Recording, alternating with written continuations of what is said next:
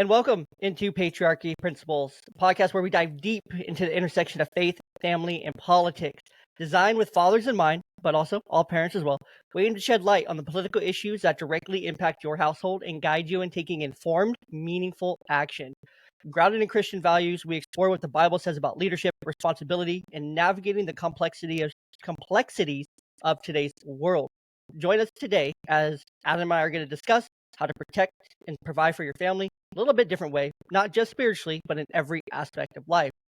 So, yeah, well, thanks for bringing me on the show. I really appreciate it. I'm really excited to have the discussion. I know we've been planning on this for like over a month now, and thanks for reaching out and getting to know who I am, and I'm excited to get on your show. So, I appreciate you being here, man. There's supposed to be a transition there, but the transition didn't quite land because I didn't have the volume of the transition up. So no, you're fine. That's on me. But let me introduce you, Adam. Great story, tons of experience here. So I want to do you justice by that. You were born in New York, and you grew up in West Milford, New Jersey. You started your public service career as a local volunteer firefighter, EMT, and search and rescue technician specializing in high-angle rescue and vehicle extraction. You moved to Colorado in 2006 when you were accepted into the United States Air Force Academy. You have over 12 years of experience in the upstream, midstream, and downstream oil and gas sector, earning your Master's of Science in 2015. You have extensive experience in hydraulic fracturing, wellbore cementing, production facilities, completions, operations, reservoir production methods, cased hole pump down, perforating procedures, refinery operations, and industrial wastewater treatment. That's just your day job. Yep. But you're also the founder of Leatherwood Development Group, LLC. In this, you've advocated for reform in the Department of Defense for over 14 years in Washington, D.C. You provide consulting services for local, state, and federal legislative work. As the originator of the DeRito Act, you provide resources for federal military service academies and fellow service members when it comes to ending sexual assault and retaliation in the ranks. You're also a member of the Common Sense Network, composed of fellow veterans. You are also the host of the Dark Saber podcast and Texas and Tomahawk podcast that gives a voice to others who are dedicated to progressing reform in their local community, state, and nation. You're a veteran on the global war of terror. You continue to serve in the Army Reserves as an intelligence analyst of civil affairs. So thank you for your service and your continued service. And you're also a substitute teacher for St. Mary's Catholic School in Colorado as well. A paratrooper, hobby farmer, and a constitutionalist. You are dedicated in your position as president of the Colorado chapter for America First Veterans Alliance. Your vision is to bring our first responder and military veteran communities together by ensuring our collective conservative values are empowered in local, state, and federal elections to protect the freedoms of all Americans that our servicemen and women have dedicated and sacrificed their lives for. So, what a resume to start off, to say the least. I am honored to have someone this caliber, this conversation on the podcast for Patriarchy Principles. It's right in line for exactly what I stand for and what the purpose of this podcast is, so that we can help encourage parents, fathers, just individuals alike, to help them feel empowered to go in, do something, to get in on that local, state, and federal elections, and to go and serve at that lowest level, even if they feel inclined to do so. So, topic today, if you didn't guess, I wanted to jump into the DeRito Act, additionally, wherever else the conversation flows today. So, wanted to start off is, what does the Bible say about sexual assault? Well, the Bible has a ton to say about sexual assault, starting all the way in Genesis, and carrying through the rest of the Old Testament, going into the New Testament. So there's a lot that it has to say. But I wanted to highlight these two parts here. So sexual assault is a sin against God. Sexual assault is a sin against God because the blessing of sexuality is used to destroy instead of to build intimacy, and because it is an attack against his image and his image bearers. The ability of sexual assault to obscure internal and external relationships makes it a cosmic affront to the Creator and the order of His creation. You can see that in Genesis chapter 6, verses 1 through 3. Sexual assault is a sin against God because it violates His most sacred creation, human beings made in His image. And there's evidence of this in the Bible. There's explicit passages calling sexual assault sin, a violation of God's law, and I wanted to read one of them this morning to start it off. It's actually found in the book of Deuteronomy, chapter 22, and I'm reading from the NIV version of the Bible, verses 25 through 29, so please bear with me here. I think this is a very informed passage here. He shall pay her father 50 shekels of silver. He must marry the young woman, for he has violated her. He can never divorce her as long as he lives. So, of course, that's Old Testament, a little bit different there, but different time, different place. But the principle's still there, right? It addresses the non-consensual sexual act and shows concern for the welfare of the violated woman. The perpetrator is put to death by stoning. I don't know if you've ever thought about being stoned, but it's just a bunch of people throwing rocks at you till you die. Like, that would be, has to be top 3 worst way to die. Yeah, we should bring that back. We should bring it back, Right? in my opinion. 100%. I think Yeah, we are bring it too back. lax in the laws now, but that's just the Catholic in me coming out. So Yeah, bring it back. Lethal injections, they're not enough.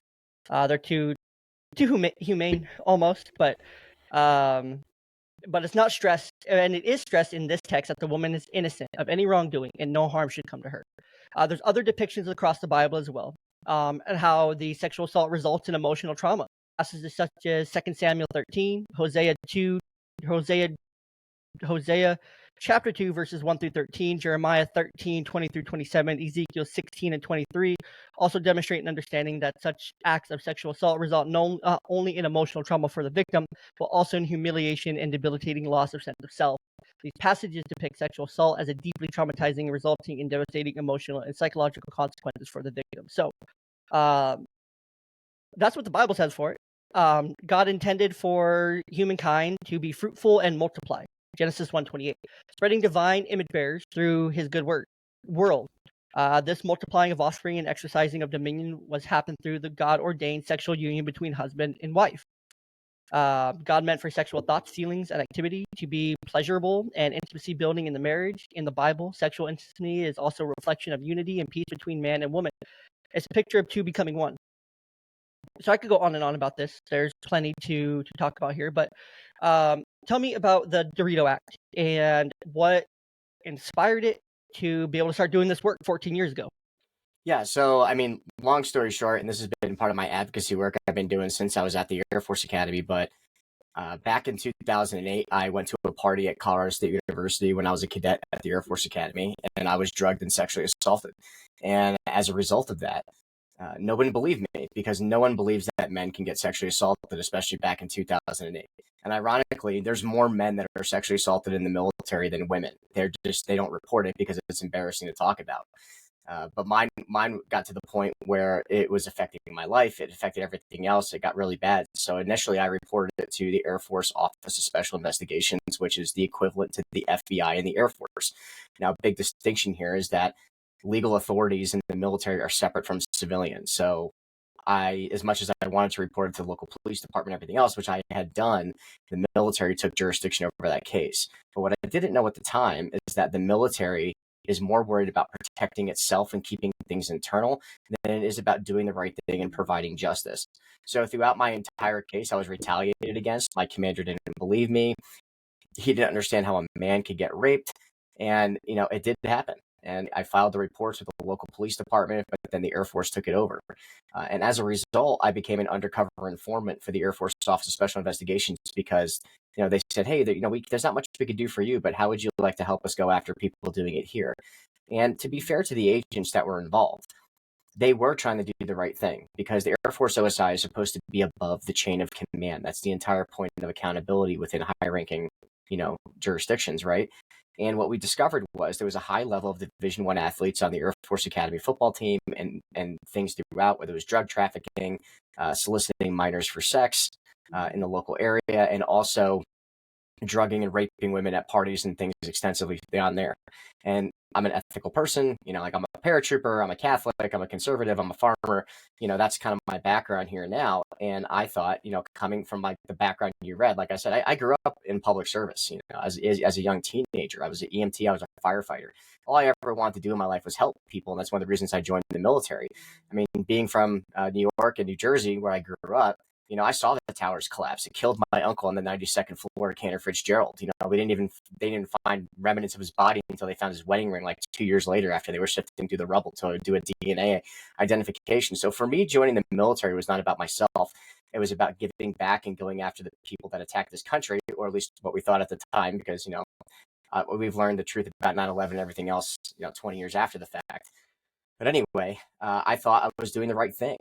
And growing up as a cradle Catholic in my life, I always believed that morality is going to win the day.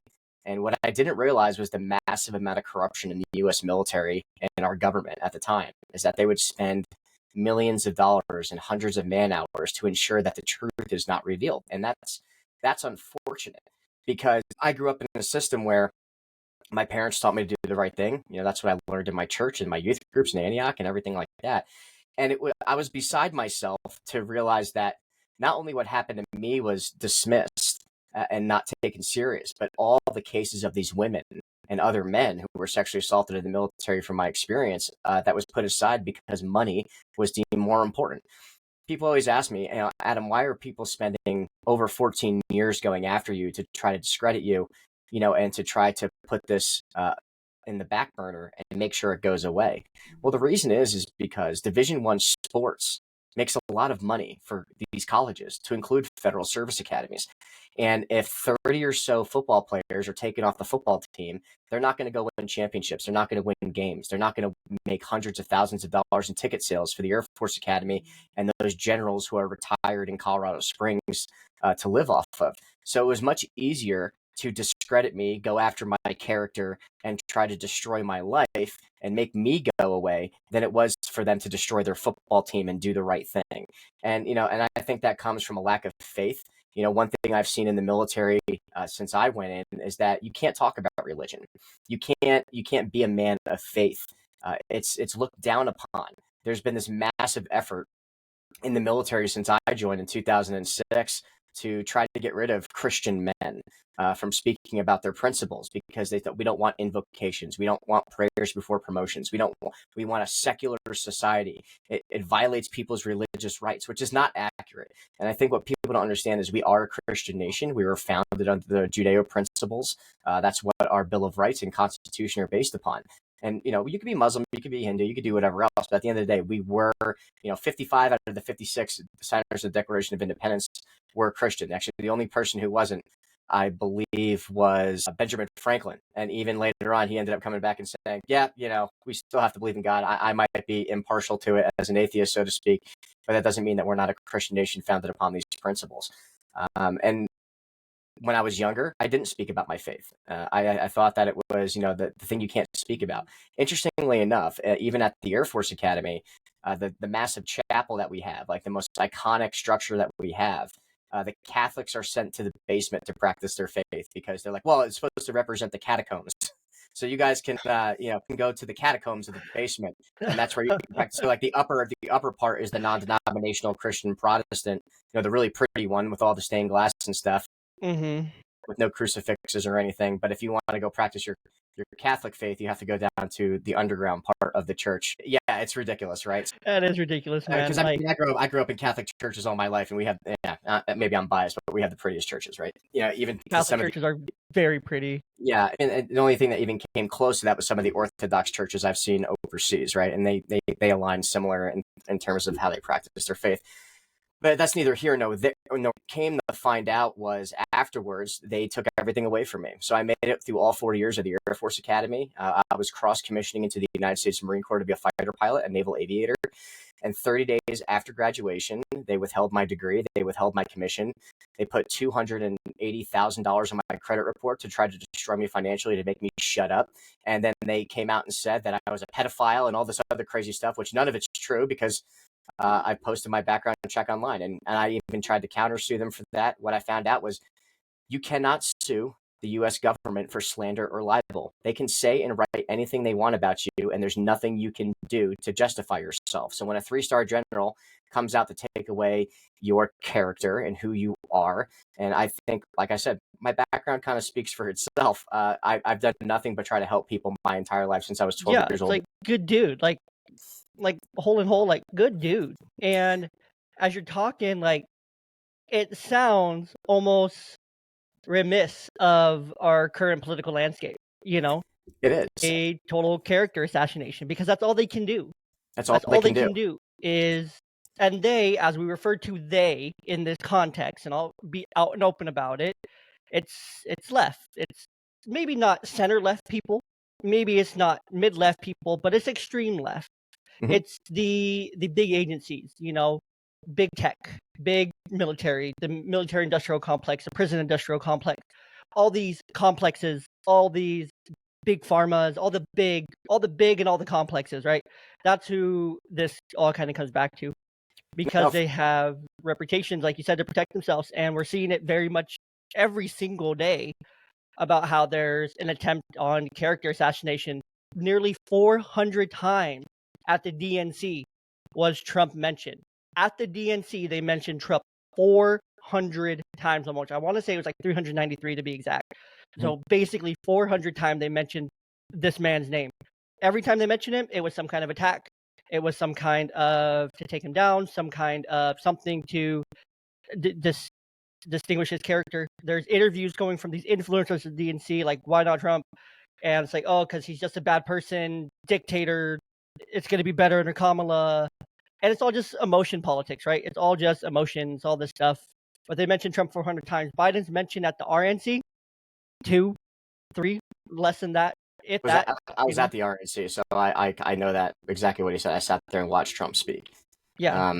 So it's, anyways, continue. I just wanted to allude that back. It's like that's what we're going through today. So it's been going on forever. Whenever those far left big agencies don't like something, they're going to do whatever they can to hush it up and keep their reputation intact so that they can play to the people and play to their hearts and tug on their heartstrings and do these things. So it's sad. It's disgusting, because you as a man, you don't deserve that. You as an individual of good character don't deserve to have all these things, done to you. Character and whatnot. That's why I had to get into the oil and gas industry. I had to figure out how to pay for lawyers, right? So, I pretty much showed up to an interview and they said, "Can you swing a hammer and spend out long hours outside with a bunch of guys?" I'm like, "Sounds like the military, but with a lot more money." And I used that. I used that to hire my lawyers. And 2015, I found a workaround to get back into the military. I was able to override my discharge paperwork. I was given a general discharge under honorable conditions, but it said I can never serve in the U.S. military ever again, and I would have to pay back the government over, $280,000, which I didn't have. And by paying them back, I'm admitting fault. And I want my degree because I earned it, right? And I earned my graduation from the Air Force Academy. I did nothing wrong. And so I got into the oil and gas industry. I got my lawyers. I started fighting it back. I got back into the Colorado Army National Guard in 2015 as an enlisted specialist, as an E4, even though I completed a second undergrad at that time and my master's degree. So I'm going into the military again at 27 years old with a master's degree, trying to earn my reputation back in the military. And I did. I got into the 19th Special Forces Group as a parachute rigger, started jumping out of planes again. Came back after 2 years, and then they said, "Hey, you're going to go be an officer again and go fly Apache attack helicopters." So I'm like, "Great!" So I get to go live my dream and go be a pilot again. And this is where my case gets interesting. I found out that in 2011, 1 year after I was discharged from active duty in 2010, that without my knowledge, the U.S. Air Force went into my medical records and said that I was insane. They said that I was mentally distraught, and they falsified my mental health records. And the reason they did that was because the cases that we had brought at the Air Force Academy for all those 30 individual football players were going to trial. And what they did was to dismiss all the undercover work that I was doing and make sure I got thrown out of court, was they said that my testimony, that I had done written testimony with Air Force OSI, was inadmissible in court because I was crazy. And all those people got away with it. Only 2 out of the 30 men that were under investigation were ever convicted of sexual assault. And so there's 28. So there's 28 of these 30 men who offended, serving in the U.S. military as sexual predators. Serving in the U.S. military, sexual predators, and most likely continuing to be predators. Yep. Because once you do it once, you rip that Band-Aid off. I'm not speaking from experience, okay, don't get me wrong, but statistically speaking, and once you do it once, it's very easy to do it again. Well, and like and you keep doing it. The system protects the people. And if you get away with it and nothing happens to you, then it's like, cool, nothing's gonna happen to me. I'm scathed free. And so when those guys get out of the military, it's gonna continue to do it. There's 28 offenders, if not. How many more? Those are 28 that you were able to see, that you know of, that you were able to do work and catch and get pretty much, but no skate to them, get away with it scot-free. And this is the problem, is that there's zero accountability for sexual assault in and rape in the military because it makes the military look bad. It costs the military money. So they keep these people in there. And that's why there is such a pervasive problem with sexual assault and harassment in the military, because they know at the end of the day, there's no accountability and nobody's going to do anything. So I got back in and I did my time, and I'm still in. So then I ended up getting sent on a combat deployment. And during that time, I was in 10th District Federal Court over this case. And even the judge came back in 2019. This is like 4 years later. And they said, your constitutional rights were violated. The Air Force Academy was wrong in what they did to you and taking away your degree and, inexcusably dismissing you 30 days after graduation. However, according to Parker versus Levy, which is a random Supreme Court case from Vietnam about a doctor who refused to serve and perform duties, that the military is a separate society and should be treated as such, and therefore the civilian court system will not tell the military what to do. Wow. That is a dangerous precedent. So even though they admitted that the military violated my constitutional rights, even though as a service member I raised my right hand to defend the Constitution of the United States against all enemies, foreign and domestic, apparently I do not have constitutional rights as a member of the military, and that is wrong. This is something we've been actively pursuing. So that case is still pending. It was dismissed without prejudice, which means we can refile. And in that time, I was sent overseas to CENTCOM as an intelligence analyst working for the 3157 HIMARS Battalion attached from the Special Forces unit that I worked with. Saw some horrible things in the Holy Land and all the things that were going on. I was there for the Russian invasion. I was there watching ISIS kill kids. I was watching 5-year-olds blow each other up. It makes you really think ethically about what we're doing and why we're doing it and the horrible things that are going on. And I will tell you that the invasion of Ukraine is not what people think it is. Russia's only determination is to control the food supply from Ukraine into the Middle East so that they can control food and infrastructure influence in the Middle East and push Western influence out. And that is scary and very dangerous. But the problem is we have a very weak administration currently leading our military, leading our nation. And when I came back, this is when I decided to get into politics. And when I went overseas, I was still Catholic, and I was a little bit more of a cowboy Catholic, not doing all the things. But when you see those sites in person and you see what's going on, it more solidified my faith more than anything. And I think one of the most difficult things I had to deal with when I came back, I was married to an atheist at the time. I thought that was okay. I thought I could get around that. And this woman had an affair the entire time that I was gone. So after a 10-year relationship, I had to go through a divorce, which was certified by the Catholic Church because she wasn't Catholic and it wasn't a proper marriage anyway. But that really changed my life because I realized that I was trapped in a relationship that was abusive towards me emotionally and spiritually. I realized, God doesn't give us anything we can't handle. And amen to that. God took this person out of my life for a reason, knowing that I was to pursue other things with marriage and children in the future. Speaking on your dad perspective, this is my only focus right now is to be hopefully, meet the woman that is right for me and be a dad and raise good kids. Because what I realized overseas is that if we don't have good children, we're not raising good families. This country is going to destroy itself. We're currently promoting a culture of abortion, transgender ideology that is against everything that we stand for. The human race cannot move forward without children, without marriages, without a mom and a dad in a household. Well, I saw a statistic. I think it was posted by Valuetainment that 45% of women will be single and childless by 2030. So in 6 years, 45% of the women in our country will be single and childless by 2030. That's in 6 years. Like, that's a steep, intense decline in population. And Adam, I can empathize with you at a very deep level there. Being cheated on during marriage and going through a divorce. I'm now remarried after that. It took a few years to get back, but my wife's lovely. She's a beautiful Latina woman, Catholic, just very amazing. Love her to death. I can't say enough good things about her. I will shout her out and talk about her on the podcast every opportunity I get. But, it was very much where you're at right now. You're very focused on, okay, I need to put my energy into this so that, I need to work on myself and do the things that I'm being called to do, while also keeping that as a priority as well. Continue praying for it, continue working toward it, continue doing all the things that you need to do as yourself to be able to get to that point to where that opportunity does come. You'll know it without a doubt, and it'll flourish and it'll blossom and it'll turn into something amazing and beautiful. So, but no, I agree with you. And I think the biggest lesson I had to learn through this entire process, whether it was from the Air Force Academy, through going to a combat deployment, and seeing all those horrible things and even going through divorce is that, you can say that God doesn't give us anything we can't handle. But I think the biggest problem I ever had throughout my life was learning how that I can't control everything myself. Even from a young age, I grew up as an EMT, as a firefighter. I was trained. I was in control. I joined the military. I was pulling the trigger. Me. I. And the hardest lesson I ever had to learn, and especially since my divorce, was surrender.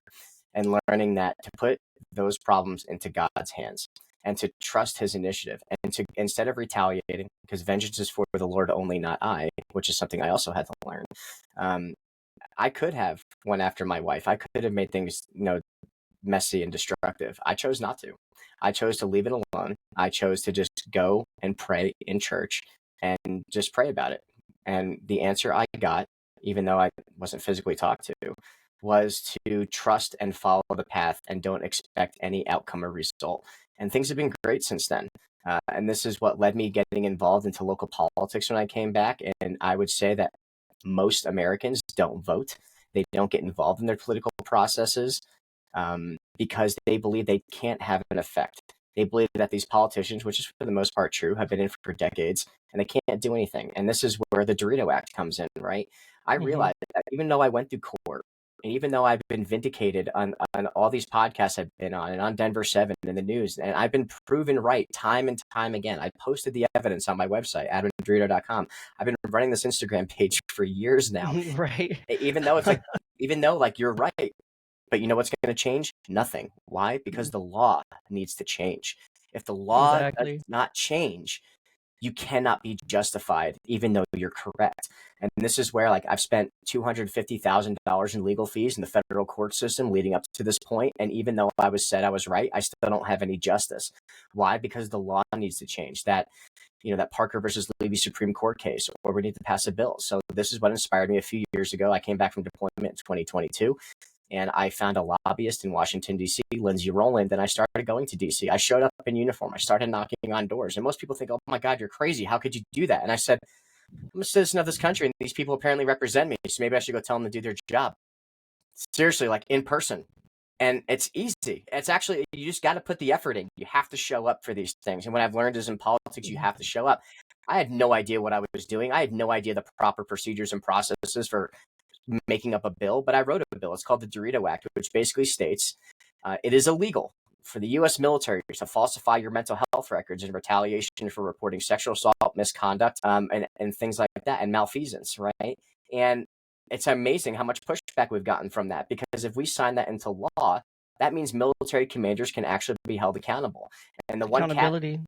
And the one caveat to that is that we want to be able to prosecute outside of the U.S. military, outside the Uniform Code of Military Justice in the civilian court system, whether that's from financial restitution or anything else. And it's gotten a lot of pushback. And this is what we've been fighting for the past few years now, is because the military commanders do not want to be held accountable. And one caveat to that is Afghanistan. I had a classmate from the Air Force Academy, Abdul Qayyim, and he was the first Afghani exchange student at the Air Force Academy in 2010. And his family was trapped overseas in Afghanistan during the withdrawal. And he contacted me knowing I was with the 19th Special Forces Group. And he said, do you know anybody who can get my family out? And I started making some phone calls, and I did know some guys on the ground, some pararescue guys, special forces operators, and even pilots that were flying C-17s in and out of country. And I started a single group chat, and we started talking in the background. And I posted on my Instagram the other day. Some of those pictures have never been public before. These aren't AP news reports. These are pictures that my team on the ground was taking to ensure that we could extract his family. And we used the code name Kingpin to hold up the sign Kingpin so we know which guy to grab out of the crowd. And that picture I posted on Instagram the other day is one of the last pictures of those Marines alive at Abbey Gate that no one's ever seen. I even sent it off to one of the sisters of the service members who died. But they pulled out his family and they gave him the wristbands. They got him on a C-17. They were able to get him out of the country. And in total, myself and about 10 or 12 other individuals who barely knew each other just from our association at the Air Force Academy and our time in service, we rescued 36 people out of Afghanistan without the president of the United States or any other big general being involved, just because of the connections and the people that I've served with. And I had to buy a lot of bottles of whiskey and send them to the pilots and stuff as a thank you. Yeah, man. But the horrible thing was about It was about 30 or 40 minutes after he took that picture and pulled those guys out, Abbey Gate blew and killed those 13 service members. And after that, everything shut down. And one of the horrible things nobody wants to talk about, and I did post this in that story as well, was that so many people were throwing up their kids over the wall. At least give my kids a chance. I know I'm going to die here with the Taliban, but give my kids a chance. And there's pictures of U.S. Marines pulling babies over the walls and everything else. But what they don't tell you is that parents were literally throwing their infants over the walls in desperation. And what they don't tell you is on the other side of those walls was concertina wire. There was babies that were impaled into the concertina wire and the barbed wire. Hundreds of infants were murdered. I mean, it wasn't intentionally. The parents were just desperate and they didn't know. And a lot of those U.S. Marines and U.S. soldiers on the ground spent the last day or two in Afghanistan picking up the bodies of infants and putting them in piles because they were wrapped up in barbed wire or thrown over the wall and fell 15 feet to their death. And this is something the U.S. government's never going to acknowledge. And then you have to sit there and question, especially after my time in the Middle East, is what are we doing here? Why are we here? And what is the ethical considerations? And then you realize who sent us to Afghanistan? Who sent my generation to war for the last 20 years? I lost 6 good friends in the Middle East since 2005. When I was a high school student, I joined the military in 2006. I've been to Arlington Cemetery. I've buried my friends. And then you realize, well, I'm 37 in October. And for the last 20 years since I was 17, I call them the boomers, no offense to them, but they're the ones who voted for these policies. They're the ones who are sending us to war. And what I'm seeing in this election now, besides the DeRito Act, which I think is super important to pass, there's so many other issues that are bigger. And this goes back to my desperation for service for this country. I want to serve, whether that's politically or in the military, is that there aren't people our age, like you and me, Jay, who are willing to step up to the plate to be involved at the locust levels of government, whether that's county commissioners, whether that's mayors, state representatives, or even federal representatives, because we don't want to be involved with politics. I'm not a dad yet, but most of us are married and have jobs and have kids, and we're paying the major tax base. We are paying people Social Security. We don't have time for this. We lived through the 2008 financial crisis. We lived through this 20 years of war, all our generation known as war and desperation. But then you realize, who are the people that are controlling this? It's the boomer generation or the older Gen X generation. And now these people are asking us to continue to vote for them to stay in power, to keep these same policies. Yeah, it's crazy, man. It's scary. This is what's scary. So scary. And this is why I'm encouraging. This is why I became so I got so involved in politics. I ended up going down to Mar-a-Lago 3 times. I've been to President Trump's house when he was there. I've hung out with his constituents and having these deeper conversations. And one thing I realized is that I'm a nobody. I'm just a random guy from New York, New Jersey, who moved out to Colorado and just started asking questions and showing up to meetings. Next thing I know, I'm at Mar-a-Lago. It's that easy. I know it's a little bit more complicated than that, but you have to start having conversations. You have to start getting involved. If you don't get involved, you don't have a seat at the table. And that's so important, right? To have the conversation. We stopped having these conversations about 20 years ago, more or less, right? Just after the Patriarchy Act was passed. That's exactly. When it all downhill. We stopped having conversations. And what are the big 3 things, Adam, that we stopped having conversations about? There's 3 things that are taboo in everywhere you go to talk about. We can't talk about religion. You can't talk about religion and politics. I mean, those are the 2. And gender and sex is gender and sex. Sure, yeah, that's unless you're on the right side, unless you're on the quote unquote right side of it, which is very wrong in my eye.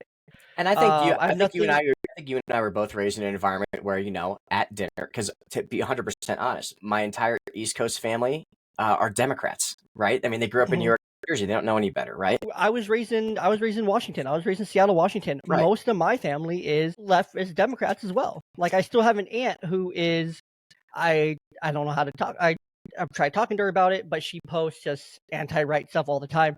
And I think it comes down to one thing here, and this is my thought as you keep talking here, is I keep having the same thought over and over and over again, but it's accountability.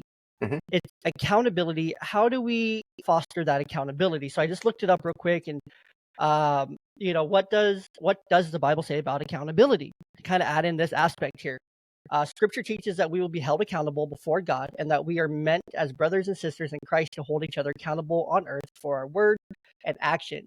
Being accountable means being willing to explain your action with honesty and openness. You don't have that in today's society. But that's what being accountable means, truly means.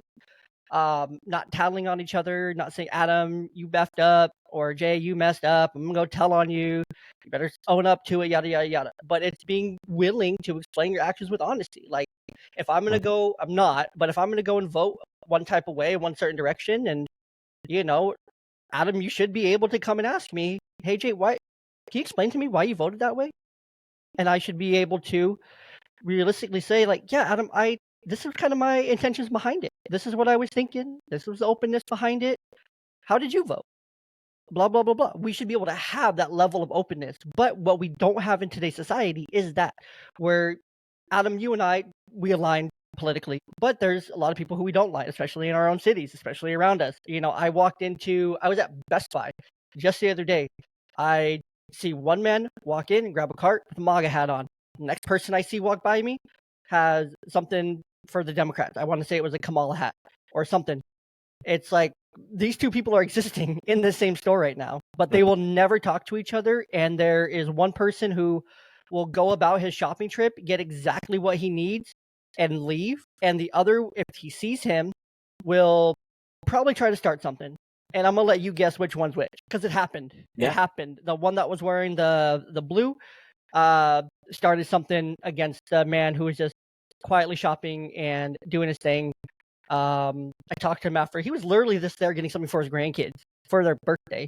He was trying to get him a game or some kind of electronic for their birthday. That's all he was there for. That's it. And he's like, I just wanted to come and shop. I'm just wearing this hat. I was wearing this hat too. I was wearing my Future Looks Bright hat from Valuetainment. So he thought it was really cool. But regardless, and one day we're going to stand before God and we will be held accountable for how we live. We're not meant to live as islands. Each of us should have friends who can help us make the right decisions and restore when we've made wrong ones. We each have blind spots that we need help seeing. Pride and temptation can keep us from seeing the truth. It is when we rely on others for guidance and wisdom that we find the strength to be holy. And so a couple verses about accountability here. Romans 14:12. So then each of us will give an account of ourselves to God. 2 Corinthians 5:10, for we must appear before the judgment seat of Christ so that each of us may receive what is due for the things done while in the body, whether good or bad. Galatians 5:26 or 5:25 and 26. Since we live by the Spirit, let us keep in step with the Spirit. Let us not become conceited, provoking, and envying of each other. That one's important. Let us not become conceited. Mm-hmm. Conceited. Let us not become all about ourselves, all about, I'm right, you're wrong. If you're not with me, you're against me kind of thing, which is what we see every day in the political landscape. Provoking. If you're not with me, you're against me again, but I'm going to provoke you to start something so that you end up on my side. I'm going to do some kind of protest. I'm going to pull some kind of emotion. I'm going to pull some kind of identity politics here to make you the enemy, right? And then envy. I feel like there's a lot of envy between the two parties. There's a lot of envy where it's like one side is envying for emotion and, hope and a glimmer. Because, yes, America sucks. It sucked for the last 4 years. It sucked for 12 of the last 16 years. Right? Yeah. I'll let you come to the conclusions on that. But who was in the White House for 12 of the last 16 years? Democrats. Exactly. And so it's sucked for 12 of the last 16 years. It has not been great. The crisis, COVID, all these things, right? Like it's envy. There's a lot of envy. It's like we all are envying for hope. We all are envying for something, but we don't know what it is. But if you are grounded in faith, and if you are grounded in God, and you're grounded in the Bible, and you're grounded in family, and you're valued, and you're grounded in this value system that you and I share here, then you're just envying for truth. But you already have the truth. So you're envying for nothing, really. And you're able to cut through the bullshit, really. To where it's like, okay, I can clearly see that this woke stuff is not it. Like, that's detriment to our society. Where I can clearly see this other side. Yes, the candidate himself has his flaws. But we all do, right? We all have our flaws. Some are just more publicized than others. And Trump made mistakes? Absolutely. Has Biden made mistakes? %. Has his son made mistakes? Absolutely. Has Trump's children made mistakes? Probably. But not to the same level of cocaine and a laptop and all this other stuff in the White House. And so it's like, yes, part of it's the lesser of two evils to an extent. Not really, but some can say that. But if you really look at it, if you really, really look deeply at it, the politics, this is the first time ever in either of our lives, at least in mine, where I've been able to clearly look at a 4-year sample versus another 4-year sample and compare them tit for tat for policies, procedure. I can compare the border. I can compare the economy. I can compare every single thing that I care about. I can compare abortion. I can compare divorce. I can compare mental health. I can compare all these things tit for tat in a 4-year sample back to back. And when you compare it just logically, if you just take all the emotion out of it, because there shouldn't be emotion in politics. Politics are logic. They're logic based, right? Yes, there's some feeling that went into it initially, but that was inspired feeling. That was inspired from God for the Constitution, for with the Judeo-Christian values in mind as the Bill of Rights. And you can't tell me that, yes, the Bill of Rights is written in the 1800s, and you can't tell me that level was not inspired by God himself. There's no chance that the Bill of Rights, the Constitution, that those things were not inspired and given to those 56 without that wasn't just straight from God. There's no chance you can tell me that that's not directly inspired, that they came up with that on their own. It's 1700. Come on, we're not. It's the 1700s. And so, where was I going with that? And so we have the very first time ever that we can compare these things, and we can be logical, and we have to be logical about these things. Yes, there's a lot of feeling that goes into it. There's a lot of experience that goes into it. Like for your example, like yes, there's a lot of feeling and emotion, but at the end of it, it comes down to making the right changes, right? Making those logical changes that make the most sense for the most people, right? Like the DeRito Act makes sense for the most people. Everyone who's affected by sexual assault in the military and the retaliation then after, this bill makes perfect sense for them. Right. And it makes perfect sense for those the people that fight it. Right. And this comes to a question of what is ethical and what is moral. Right. And if they obviously my bill is ethical and moral, it helps hundreds of thousands of veterans. It makes sense to hold our leaders accountable who are in charge of our military and in our government. And then when I see so much opposition to that, it makes me question. Then do we have moral and ethical people representing us in this constitutional republic? And the answer to that is no. And that's what made me get involved in politics. And one thing I want to bring up is, what is the 1-2 things you and I growing up were told to never talk about at the dinner table? Politics. Yep. And religion. Exactly. And this is, whenever every family gathering, right? Christmas, exactly. Thanksgiving, Actually, everything. And my parents are boomers, right? So they had this ideology growing up, and pretty much basically until 5 years ago, I was that way. I would not talk about religion or politics at the dinner table.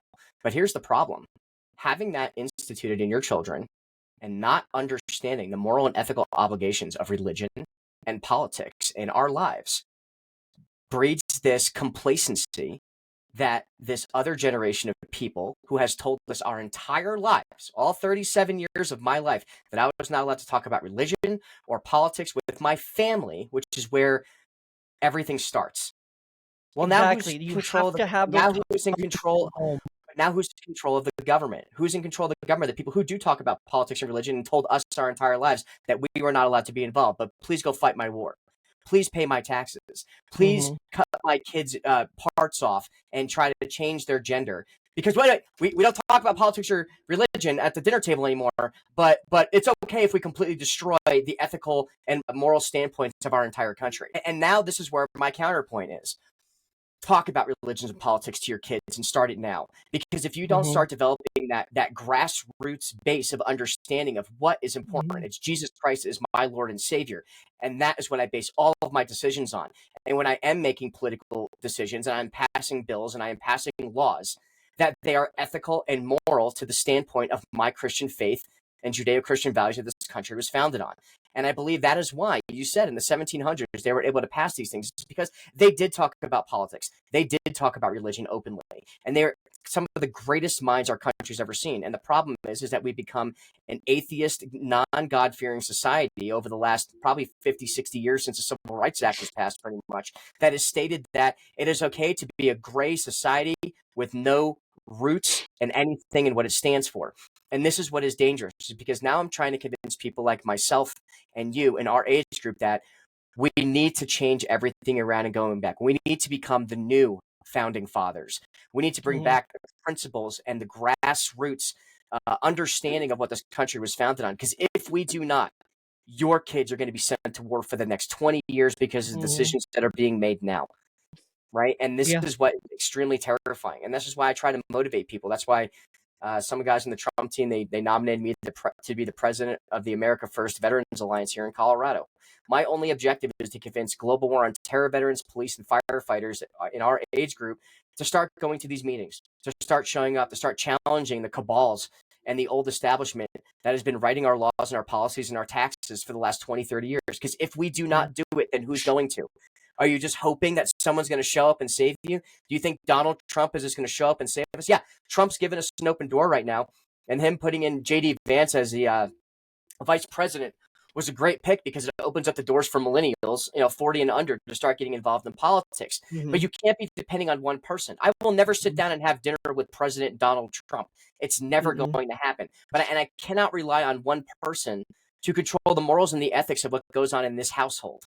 Right? Yeah. Exactly. I have to ensure that people like you and I are having these discussions openly and encouraging people who have been so disaffected and disgusted with our political system and pushed out of the fray, that it is okay for them to become involved and start saying something. Oh, you don't understand? Like, I actually have it sitting right here. You don't understand Robert's Rules of Order and how parliamentary procedure works for these political meetings? Because every political meeting, a GOP, DNC, everything goes by this book. How to ask a question, how to be involved, how procedures, how laws are passed. And if you don't follow that parliamentary procedure, you can't talk, you can't dissuade. And this is actually a great open door to discuss what happened yesterday here in the state of Colorado, right? Well, before we jump into that, Yeah, sure. I wanted to just mention, it's so important to start it within the household, because everything's learned within the household. Language is learned within the household. Potty training is learned within the household. How to eat, socialize, communicate, do all those things are learned within the home. And ultimately, the husband's role as the household's pastor, yes, the husband is the pastor of the home, is a sacred privilege and a profound, and I'm reading from my devotional that I read today. Profound, God makes no mistakes. I read this devotional for a reason today. Ultimately, the husband role as the household pastor is a sacred privilege and profound responsibility. It requires dedication, perseverance, and a deep reliance on God's guidance. By embracing this role, husbands can create a home environment that fosters spiritual growth, love, and unity. The biblical principle of the husband serving as a household pastor emphasizes the importance of servant leadership, leading by example, and nurturing the spiritual well-being of one's family.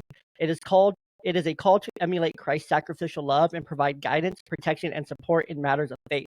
As husbands fulfill this divine mandate, they play a vital role in creating a godly legacy that impacts future generations, strengthens marriages, and builds thriving families rooted in the knowledge and love of God. That's just the end of my devotional there, but I felt that was the most relevant because, us as men, we are called to serve our families. We are called to serve them as Christ served the church. We are called to love our wives as Christ loved the church. We are called to love our children and serve them and teach them as God loved Jesus and taught and led him.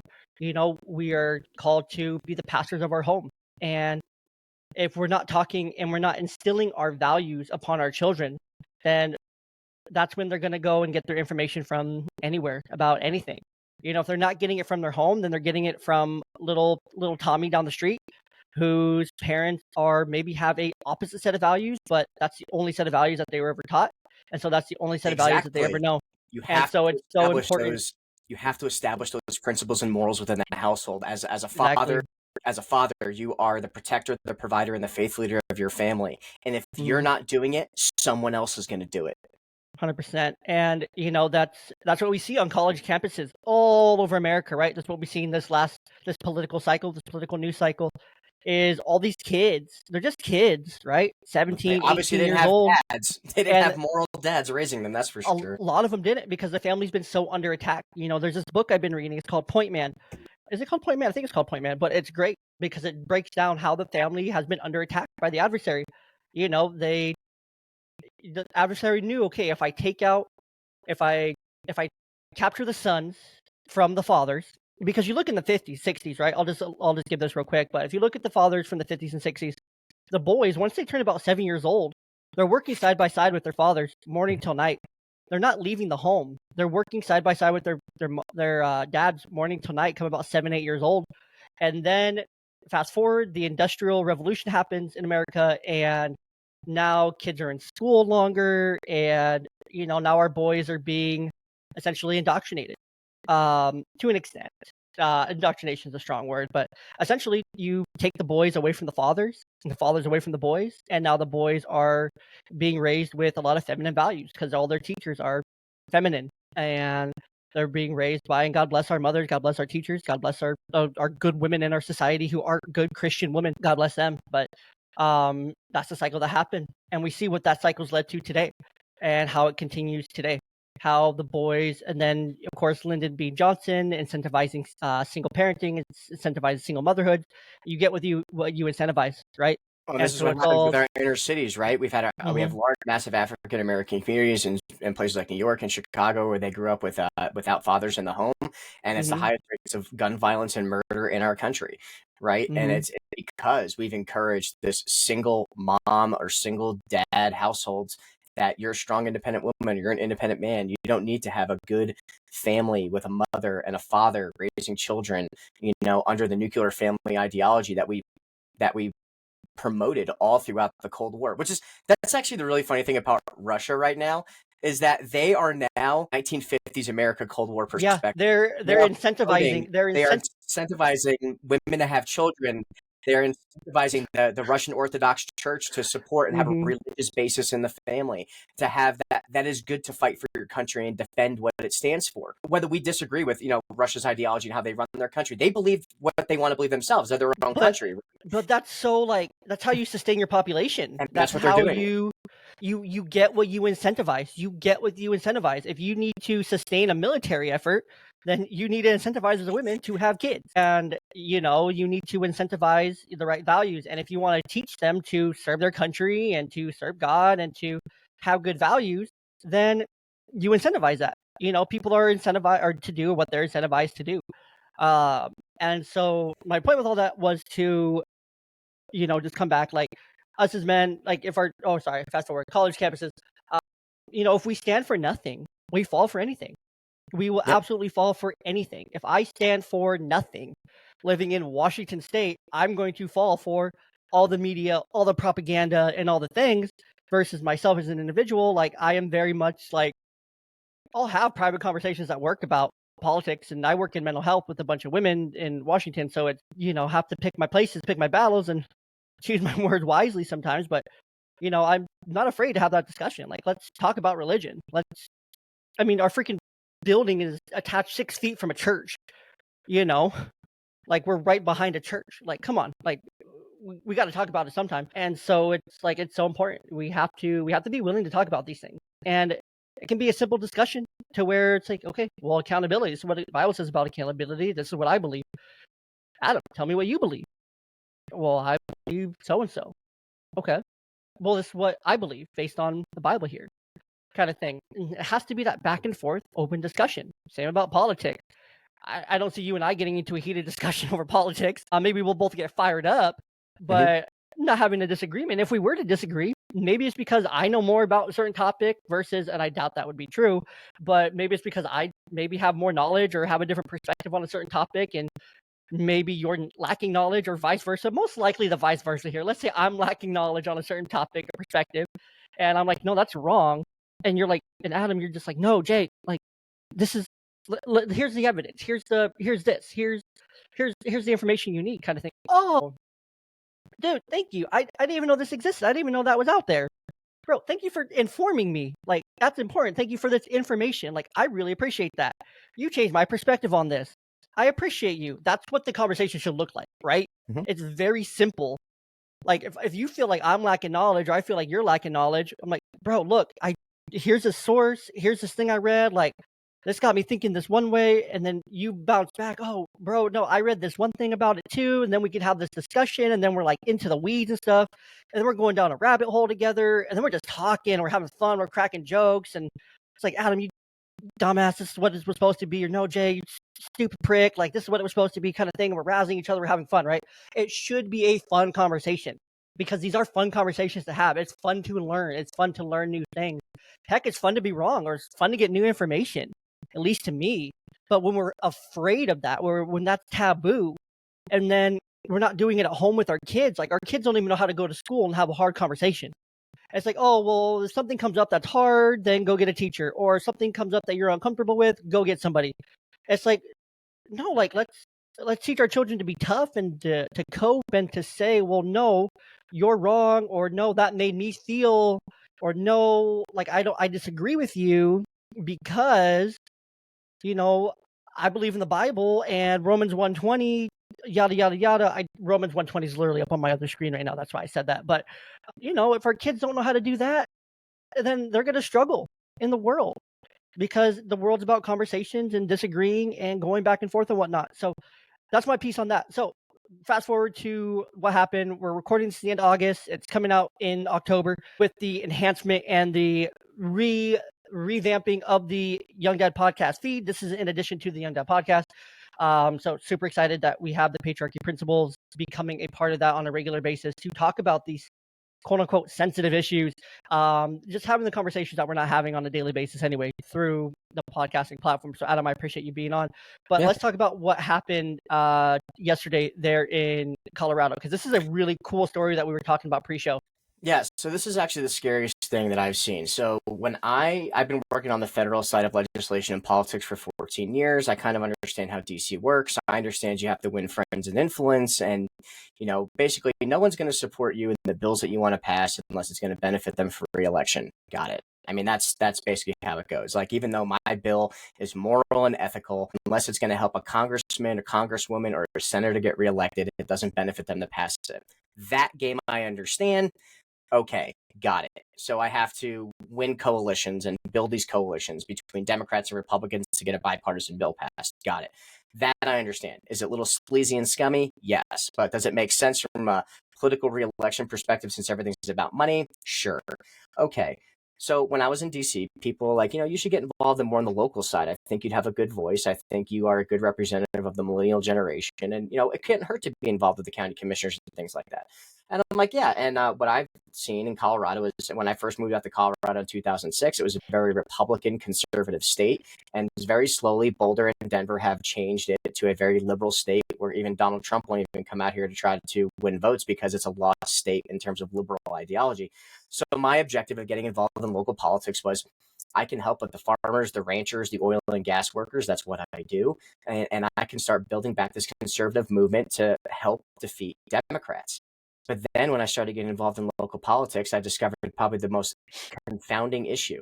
The problem with the Republicans in the state of Colorado are the Republicans. There is this massive divide in the Republican Party between people who do not support President Trump and the America First conservative movement, and those who think that Ronald Reagan's coming back from the dead and we need to go back to the old smoky bar, whiskey, cigar politics where they only benefit themselves in the self-aggrandizing conservative movement, which we just call the old establishment GOP. So you have basically the American... Good news for them. News for them. The Reagan movie's coming out starring Dennis Quaid. They'll be able to get some nostalgia off of that, hopefully. So not to rag on them. And to be fair, like, I tried to have an open perspective towards this. Do I understand all the players in Colorado and who's involved in these things? No. But I sat there and would go to these meetings and sit there and go, you have the America First conservatives, the younger people, and then you have the old establishment GOP. People call them rhinos, Republicans in name only. I try not to give people labels. I try not to be offensive to people. But one thing I do is I'll do their background checks and I'll check their voting records. There is a senator in the state of Colorado named Barb Kirkmeyer who's been involved, as she claims to be a Republican in my county. She has been involved in politics for almost like 30 years or something like that. Career politician. But most of her voting record is aligned with the Democratic ideology, but she claims to be a Republican. I don't get that. I don't get that. The reason it is from what I have come to understand. I work in intelligence and psychological operations, right? So this is what I do in the Army. She wants to be the governor. She wants to run as the first, another Republican governor in the state of Colorado. But the only way she's ever going to get the votes to be voted in as a Republican governor is if she has the wherewithal with the Democrats. And the only way she could do that is to keep voting Democrat. So this is the Republicans in name only, the rhinos, right? Is that you label yourself Republican. Okay. you label yourself as a Republican, but you align with Democratic ideology because it doesn't affect you because you're retired and unemployed. You just want the power and the position, right? And this is what I'm trying to inspire younger people to do with the America First conservative movement is that you should be running for office if you have a job, if you have a family, and you're willing to sacrifice your time and your treasure. Because if you don't, then you have nothing to lose. This is one of my biggest things. It's not necessarily old people can't run for office, but if you're retired and unemployed and you're trying to get into politics to gain power and money, I don't want you as my representative. Not at all. I want people who are really involved in their local communities, who are the workers, who are the I want the baseball coaches. I want the football coaches. I want the teachers. I want the hospital workers. I want the young people. I want my fellow millennials, like dads. Like you and I think we're literally on both ends of the millennial spectrum. Yep. Like I'm 29. I was born as the last year of millennials. But I fully identify more as a millennial than I do with any generation after because I was raised by my grandmother, and so I was raised by a boomer. Yep. Sorry, Grandma. I love you. You're amazing. Thank you so much for everything you did for me. But we need more millennials. Like, I mean, JD Vance, perfect example. Dude's a millennial. Like, so like come on. So the biggest problem is that this is concerning. You have a massive part of the conservative movement that is worried about Donald Trump and the younger conservatives that support him because we are the ones that are going to replace the old people. And they're trying right now in 2024 to hang on to power. So for example, just what went on in Colorado, you have a younger gentleman named Dave Williams, who is currently the chairman of the Colorado GOP, who is very pro-Trump. And he's made some mistakes. For example, he sent out this email, which I would have advised against, that said, God hates flags, which is a play on words from the Westboro Baptist Church of God hates fags, right? Now, as a Catholic, do I think it's funny because I don't agree with the gay transgender ideology? Yes. Would I have sent that out to 600,000 people? Probably not. That's not a tactical, sound decision to make. But if you read the email past the title, it pretty much said that us as America First Trump conservatives, we do not support the LGBTQIA agenda and the transing of our children in schools. I don't think that's something we would disagree with. I just think the title of the email was bad taste, right? Yeah, and I have a take on flags too. On flags, not fags. Flags, FLAG. I promise. But there's something about like flags in our country, right? Like there's 100 different flags for the LGBTQ plus community, right? There's 146 days on the calendar here in the United States that celebrate some kind of LGBTQ plus IA agenda, right? 146. Yet there's only one Father's Day, there's one Mother's Day, there's one 4th of July, there's one Labor Day, and there's one Memorial Day. So there's 5 days essentially that celebrate mothers, fathers, and 3 days that celebrate America. 3 days that celebrate America versus 146 that celebrate the LGBTQ plus community. That's an imbalance because all those people live here in America. And does America always stand up for them? No. Rights are rights and whatnot, but you have full access to your rights after you become 18, you become a voting member of society, right? And so you have to vote and you have to do those things to be part of it. So, but my point with the flags, going back to that, is it's kind of a sidebar here, but I firmly believe any business founded in America, founded at the local level, whether that's a mom and pop shop, whether that's a auto dealership, whether that's a credit union, even anything founded in America with people from America, people from this country, or people given the opportunity here in America, should without a doubt, this is the legislation that I would want, a bill that I would want to see passed, that I would write. If I could figure out how to write a bill, I'll probably figure it out. But this is a bill that I would be passionate about, is that every one of these small businesses, you have to fly an American flag. You have to fly your American flag, and then you can fly your state flag second, and then you fly whatever. If you want to fly a third flag, great. But you have to fly an American flag outside of your business if you are from, if America gave you the opportunity from this business, not if it's an import business from China or from Russia or from anywhere overseas, let's say it's a chain that was founded there that came to America kind of thing, cool, don't worry about it. You don't need to put American flag up because you're from this. Please don't put a Russian flag up either. This is just for America. So let's say I started a business, I started an auto dealership, right? Outside of my auto dealership, I'm going to fly an American flag. These chain restaurants that were founded in America, each one should be flying an American flag.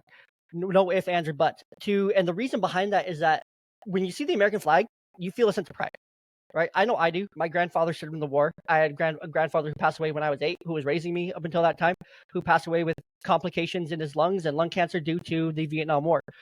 So he passed away when I was very young. He was, 40. How old was I? I was 8 years old, 2003. He was 53 years old. No, 43. I don't know. I can't math. Born 1950, so 53 years old. Yeah, that's right. But the point is that we have to have pride in our country. If you were given opportunity in this country for your business, then you need to honor that and you need to give that back. So that's my sidebar there. Sorry, continue. Yeah, so like I said, you have these two divisions in the Republican Party in the state of Colorado, and the establishment GOP decided to host an illegal meeting.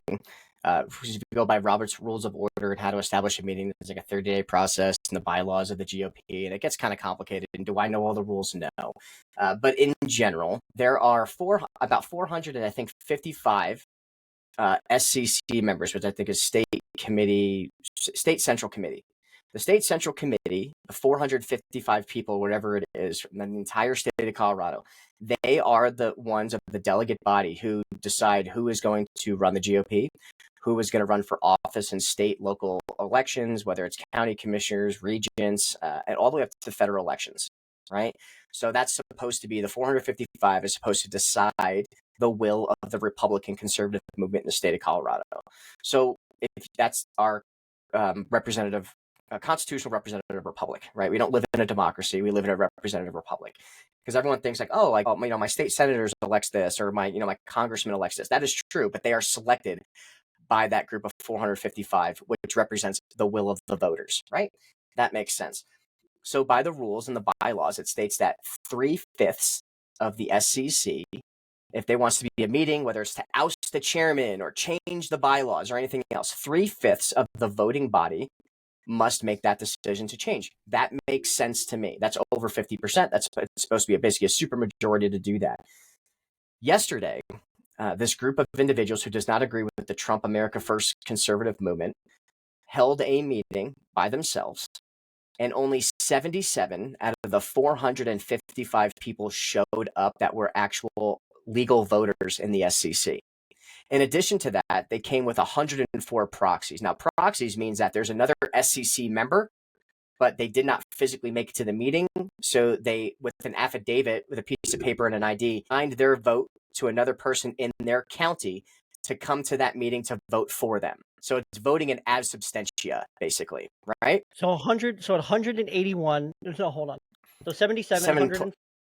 Yeah, 77 plus 104. So like 100, what's that, 181, whatever. 181. Okay, yeah, 181 out of 455. So if we do the math on that, right, so 181 divided by 455, whatever it is, that's 39%. Okay? Okay, yeah, not enough. 40%. But even still, that's not even 40% of the members present physically at the meeting. Only 77 were, which, if you do the math on that, divided by whatever, 455, whatever it is, that's only 17%, right? Yeah. Mm-hmm. This is the concerning part. They interpreted the bylaws to state that the members don't have to be present. They can be proxies plus members present. And even that's only 39%. What they decided to say that it's only 3/5 of the members present at the meeting, not 3/5 of the entire SCC body. Gotcha. I'm tracking now. I'm tracking. For example, I don't even know how many members there are in Congress. Let's just say there's 1,000 between senators and Congress. I don't even know. Too many. You're telling me that if 100 congressmen showed up at Capitol Hill and that was the 100 members present, and at least they had 51% out of the 100, so 51 out of 100 voted, you're telling me that they can start making laws and passing laws for the entire United States? That would be a disaster, man. That would be a disaster, when you put that in that context, dude, that is absolutely fucking terrifying. Like, yes, I know we talked about the Bible and stuff, but I can swear my podcast. And the only time that's ever really happened where votes were allowed in ad substantia, where you didn't physically have to show up to work to vote, was during COVID, right? Because of the weird Zoom meetings and stuff. But in general, if I elect you as a member or a delegate or a precinct representative, I would expect that you're showing up to these GOP meetings or DNC meetings if you're a Democrat to cast a vote in my representation as a constituent, right? So Yeah, this body, 60% don't show up. so That's 60% don't show up. But you're telling me that, so 170, let's just say if you count it, because proxies technically, according to the bylaws, the way you read them, proxies do not count, right? You must be physically present to have any physical bylaws changes, right? You so have 378 of the 455 did not show up right. to this meeting and the purpose of this meeting was to Oust the chairman and change the leadership of the entire Colorado GOP. Right. So it was a coup attempt, as you mentioned. It was pre-show. It was a coup attempt. And now, to be fair, I was an open-minded person. I sat there and went, well, we want the best leadership. Maybe there is somebody better than Dave Williams who doesn't put out confrontational emails, right? Maybe there is someone who is better. And then the people that were trying to replace him are only there for financial gain. They also have their own ethical concerns. Is Dave Williams a perfect person? Absolutely not. But the people that are attempting to replace him are only in it for themselves, and they do not represent it. And it was actually really funny because what happened was there was a couple people in Weld County, in the county that I'm from, and I'm not even really familiar with, but as a joke and without even really telling me, they nominated me to be vice chair for the Colorado GOP, and I had to go up and give a speech last minute. Yeah, it was hilarious. I put it on my Instagram. And that happened yesterday. Yeah, so like I'm sitting there in my suit, and I sit there like put my hands up in the air, like we nominate Adam DeRito for the vice chair. I'm like, what? Like, what is going on right now? I had to stand up and give a speech off the cuff for like less than 4 minutes, and I had to come up with it in 10 seconds. So I wish I was able to solidify some more talking points in my head. But when I talked about Afghanistan and you know my service to my country, but I didn't want to be confrontational in front of this group of very angry people. And what I said was, I'm like, you here today voted basically. Hold on, can I play this real quick? Yeah, sure, you can play it. Yeah, you can do that. Let me see if it'll give sound here. Okay, it should play. So I just want to not embarrass you or put you on the spot, but no, it's fine. It was random for me. Now, is this the whole speech after this? Yeah, or... yeah. It's like there's like 3 minutes of me talking. Oh, okay. I'm about to walk up because I had to throw my hands up in the air and ask what the hell is going on. Gotcha. All right. Well, we don't have to watch the whole thing, but I think this goes exactly to your point here. And it's interesting how your nomination includes that you're America first, but they're trying to out the guy who's America first. I don't see them seeing as they thought that one all the way through. If they're trying to out the America first guy, but put another America first guy in there. Well, they didn't. Like they okay. So this is the crazy part is that through that entire meeting, I even asked the question during that speech I would give right after there is, today you voted to change the bylaws, right or wrong. According to Robert's Rules of Order and changing the bylaws, right? They did it incorrectly. So I don't think that's going to hold with the RNC or federal court wherever this goes in the future. Today, you basically stated that 77 members present plus 104 proxies, so 181 people, can determine the will of 600,000 registered Republicans in the state of Colorado. In my mind, do you think that's ethical? Do you think it's ethical to say that this group of people in this room here right now represents all conservatives and Republicans in the state of Colorado, which is what you swore to do? I don't believe that is. I don't believe you are. You know, and I said I would do this job and whatever else if you vote for me. I got 6 votes randomly, which I thought was hilarious. Not bad for a guy who was completely unknown, right? But I wish I had more time to develop my thought process. I would have came up with a much better speech. But in my opinion, is that yesterday they put themselves in power. I don't know if it's going to hold legally because basically this person Eli Bremer and Berta Horn, they overthrew the entire Colorado State Republican Party for themselves, put themselves in power. Even though the real meeting for this stuff is supposed to be next Saturday with Dave Williams and the rest of the body. This is concerning, and this is why I'm telling people our age to get involved in politics. This is what they will do behind your back. They will organize their own meetings and their own cabals. And they will go in and they will start making decisions for you without even ever telling you of the process. And I actually recorded the entire meeting and put it on my YouTube because you want to know what's not posted? This meeting. Mm-hmm. No one would be able to see that meeting if I didn't record it and put it on YouTube, right? So they're hiding things. And this is not just going on in Colorado. This is going on around the country, actually in your state in Washington too, with their GOP, right? There are these little types of groups of Republicans who are anti-Trump, who want to maintain power, who want to maintain the status quo, that are going in and using a misinterpretation of the reading of the rules of how meetings are held in order to overthrow political ideology, in order to put themselves in power and continue to oppress the will of the people. And that is not the purpose of representative government. And this is why I hope this message gets through with your listeners today. If you don't show up, even if you have no idea what you're doing, just show up and sit down and listen and start participating. Must, if you want to protect our children and you want to protect our rights and you want to protect all of these things, that you absolutely, positively must be involved in your representative government. You can no longer sit idly by and let these small groups of people dictate the future of our children, our wars, our economy, our health, our safety, our energy and security, any of the things. You cannot do it anymore.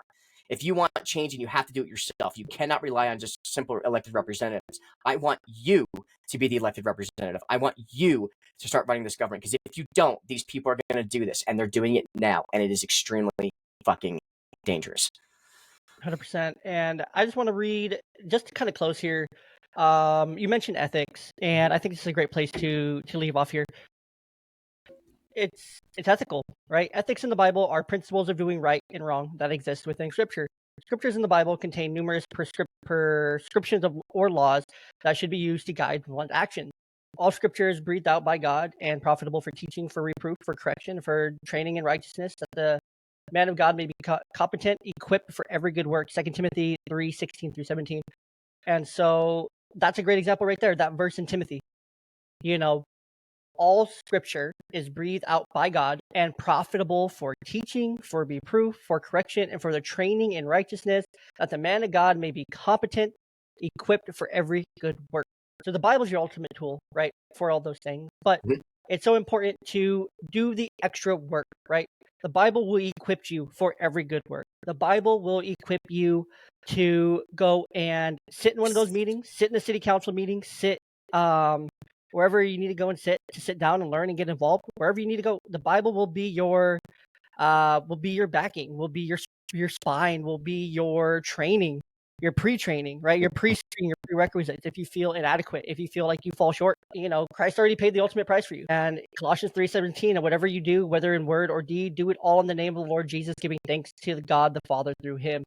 And so everything that you're doing, if you're going to go get involved in politics, if you're just trying to be a better dad, trying to be a better husband, trying to be a better leader in your community, try to take this action, do it in the name of God, do it in the name of Jesus, while giving thanks to do it. And, Colossians 3:23, and whatever you do, do it heartily as to the Lord and not to men. Do it with the Lord in mind. Do it the way that God would want you to do it. Do it in a way that will honor him, that will honor your family, that will honor you as a man, because you're called to do it. And Ecclesiastes 9:10, whatever your hand finds to do it with all your might. For in the realm of the dead where you are going, there is neither working nor planning nor knowledge nor wisdom. So whatever you're doing here on this earth, whatever your hands are sunk into, whatever you're doing, do it with everything you can. Give it your absolute best. If you're going to go get involved in politics, do it for God, and do it with all your might. Do it for the absolute best way you can. Do it for right, because it's ethics. And then John 16:3, but when he, the Spirit of truth, comes, he will guide you into all the truth. He will not speak on his own. He will speak only what he hears, and he will tell you what is yet to come. Right? So when it comes time to talk, open your mouth and the words are going to come out. Trust in God. The Spirit of truth will come. The Spirit of truth will guide you into all the truth. And yeah, that's kind of my sermon right there.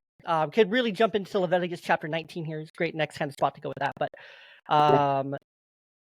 yeah, whatever you do it with God. Do it with the Spirit. Do it to bring his truth. In the hierarchy of relationships and how we run our lives as good Christian and Catholic men, we put God first in our life, then our spouses as one flesh, then our children, then our family, then our friends. And if you do not put God first in your life, in every decision that you make, you will fail. And God will let you fail. We have free will. We have free will to make mistakes and not choose salvation, but ourselves. And this is what I encourage everyone to do in their daily lives: raise great kids, put God first, but make sure your spouse is well taken care of. And if you decide to get involved in politics and you decide to represent your communities and bring people closer to God through the foundation of our founding documents, do so with God and do so with intention. Because what you're seeing right now in our country, even in the so-called conservative party, is a lack of awareness of the importance of God in our lives, and it is now becoming selfish. It is becoming self-indulgent, and we are seeing our conservative principles being destroyed. We are seeing our families fall apart because it's okay to be a so-called non-secular society in their interpretation. And I believe that is wrong. That is what differentiates us between us and countries in the Middle East. That I assure you, I can tell you that because I was there and I saw it myself. Because if we do not, evil will prevail throughout the day. And I just want to really thank you for letting me have this conversation with you. I hope it inspires, young dads and young family members to start having those hard discussions at the dinner table about politics and religion. And hopefully it inspires young men and women to start getting involved in their local communities more than they already are, and stop being isolationists. Because if we are isolated, we are constantly so-called preach. What did they say at the end of Mass every Sunday? Go out and go forth and preach the gospel. Well, this is exactly that. This is exactly that intention. Go forth and make sure you're leading our people to the righteous ways that God wants us to go to. Amen to that, brother. Well, God bless you. God bless our listeners, and God bless America. Absolutely, Jay. Thank you so much.